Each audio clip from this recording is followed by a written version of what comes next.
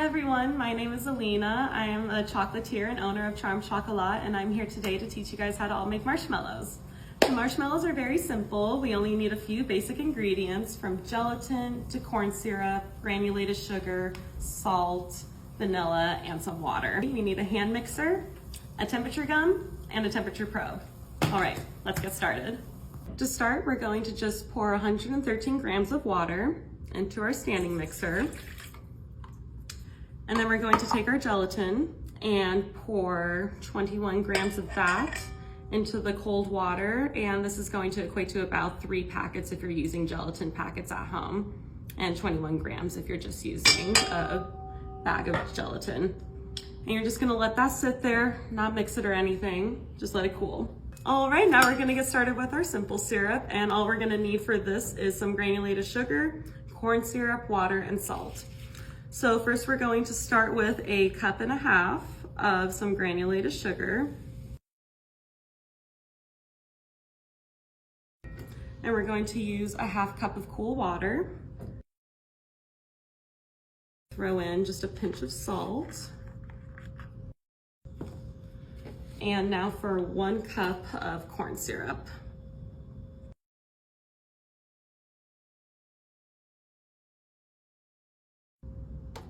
All right, and once everything is in the pot and you've scraped up as much of the corn syrup as you can, and turn our pot on. Now we have our pot on medium heat. We're going to take all of our ingredients that we have in the bowl, and we're just gonna throw them right on in there. You're gonna wanna scrape as much as you can off. And then when you're done and you have everything in the pot, you're going to want to give it a couple nice stirs to get all the sugar to dissolve. All right, so once everything's in the pot, I usually like to have a bowl of warm water with me, because the trick with sugar syrup is that you don't want to reintroduce sugar crystals into your syrup as it is cooking. And so I usually just dip right back in. I'll use some of the water droplets to take down little bits of sugar that are around the rim. Now it's all about the waiting game. Once all the sugar and everything is in there and fully homogenized, I'm going to turn up the heat to a little bit higher, and we just want to get a nice boil going. I like to just use my temperature probe. You don't want it to let it touch the bottom of your pot because you'll get a wrong reading. And we're looking for it to be at 240 degrees. Alrighty, so now we're gonna turn off the heat. We're gonna take our simple syrup.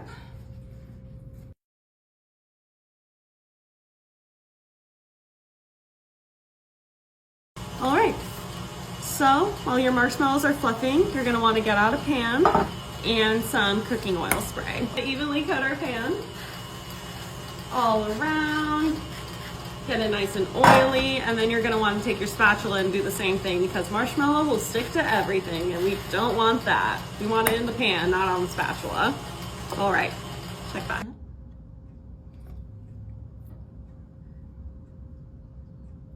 And so what I'm looking for is just seeing how much marshmallow falls, how quickly it's falling, how it seems like it's holding up. And honestly, it seems like it's holding up really good. So I'm going to let this go for another few minutes.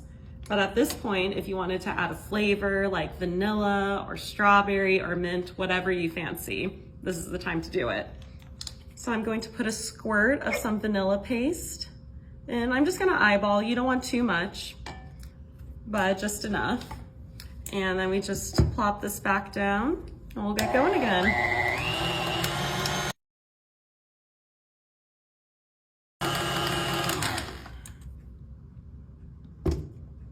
All right, so I'm pretty satisfied with the texture given how the sides seem to be pulling off. There's not a lot of marshmallow collecting around the rim, and we got a nice slow drip.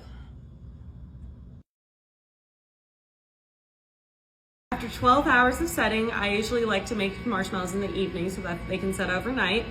You're gonna have a nice firm marshmallow ready for you. So you can either cut them in squares, but since it's Easter, I brought some cookie cutters, and I figured that we could have some fun. So I'm gonna coat them in some more oil just so they don't stick. and then we'll get to cutting.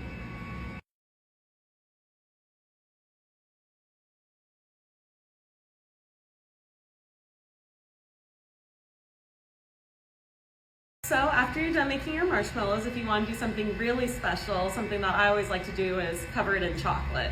What I like to use is my chocolate tempering machine. Her name is Vienne, and she is able to control the temperature in which the chocolate is kept. And so even if you don't have one of these machines at home, all you need is a temperature gun and a double boiler for your chocolate bowl, and you're pretty much able to do it.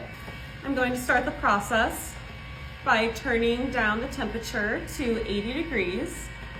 And the process of tempering is to rebuild the cocoa butter molecules. And so right now, all the cocoa butter molecules are loose, they're having a party, and what we need to do is throw some chaperones into that party and get them back in line. So that is our tempered chocolate, also called seed.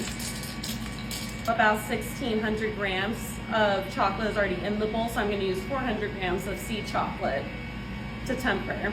While the temperature is going down and the fans are on, I'm just going to keep stirring. Once our chocolate is at a working temperature of 91 to 92, I like to just use a regular fork for this because marshmallows are so big anyway. You don't have to use a specialty chocolate tool. Just going to take your marshmallow, drop it in, fully submerge it in chocolate, and then scoop it right back up.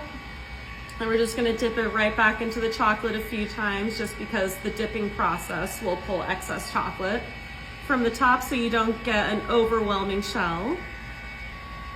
And we have a chocolate covered marshmallow.